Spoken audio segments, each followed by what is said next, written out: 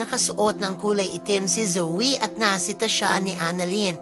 Bakit siya nakaitim? Hindi pa naman patay ang lolo nila. Nagtalo sila sa suot ni Zoe. Sinabi ni Annalyn na magsuserve sila pero sabi ni Zoe, andito siya, hindi para mag-serve. Pinaalala ni Annalyn na mga apo sila ni Lolo Pepe at may obligasyon sila na asikasuhin ang mga bisita nila. Umiwas muna si Zoe sa mga kaibigan ni Annalyn dahil naasar siya sa mga biro nila. Samantala napansin ni Doc Joy na parang hindi okay si Zoe. Sabi ni Zoe, my lolo is fighting for his life and yung mga tao, imbes na damayan ako, they're mocking me. So do you think I'm okay? Sabi ni Joy, Zoe, I'm your friend. Wag naman pati ako ay tatarayan mo. Nagsorry si Zoe. Gusto na muna niyang mapag-isa. Sabi ni Joy, tawagin na lang siya kung kailangan siya ni Zoe. Umalis muna si Joy at nag-iisa si Zoe. Naupo si Zoe at hinipo ang ulo. Parang nahihilo siya hanggang may narinig siyang boses na tinatawag ang pangalan niya. Paulit-ulit niyang naririnig ang pangalan niya. Nakaboses ng lolo niya. Natatakot si Zoe nang biglang sumulpot si Annalyn. Sinundan pala siya nito. Nagalit pa si Zoe kay Annalyn. Tanong ni Zoe kay Annalyn, ikaw yun, di ba? Nagtataka si Annalyn. Ha? Anong ako? Sabi ni Zoe, ginaya mo ang boses ni Lolo Pepe. Bakit mo ginawa yun? Ha? Tinatakot mo ko. Bakit mo ginawa yun?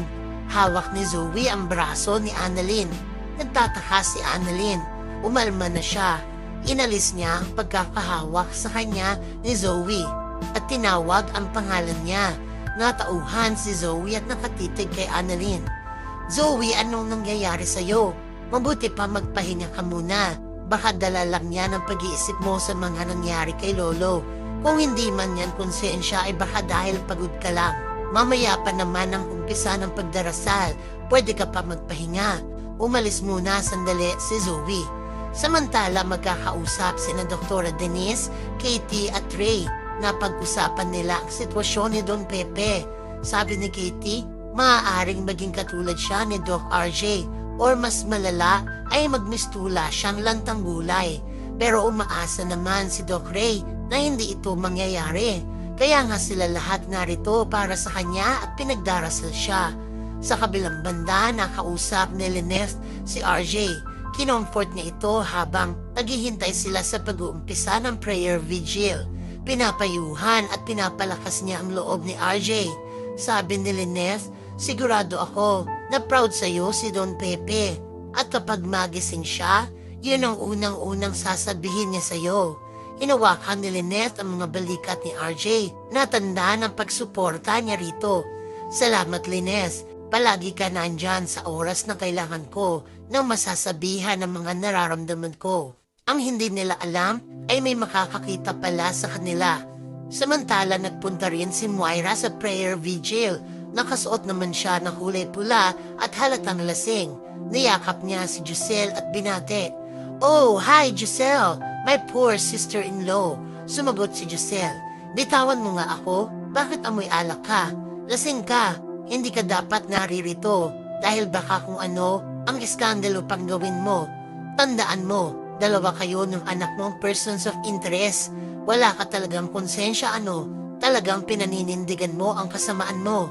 Sagot ni Moira, narito ako para makisimpat siya kay Don Pepe. I'm sorry kung nakainom ako dahil hindi ko matanggap ang mga nangyari sa kanya. Huwag mo akong pag-isipan ng masama. Nakikisimpatya lang ako. Nalulungkot. Samantala sa patuloy na pag-uusap ni Lynette at RJ, nakita ito ni Denise at Michael. Agad namang tumawag si Michael kay Carlos para i-update si Carlos sa mga nangyayari kay Lynette. Sinumbong niya, i-update lang kita. Nakita namin magkausap kanina sina best friend at saka si Lynette. Nagyakapan pa nga sila. Nagtataka naman si Denise.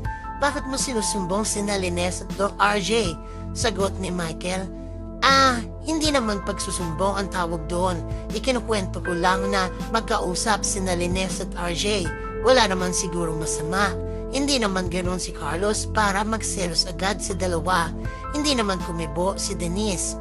At At yan ang mga pakakaabangan natin sa abot kamay na pangarap.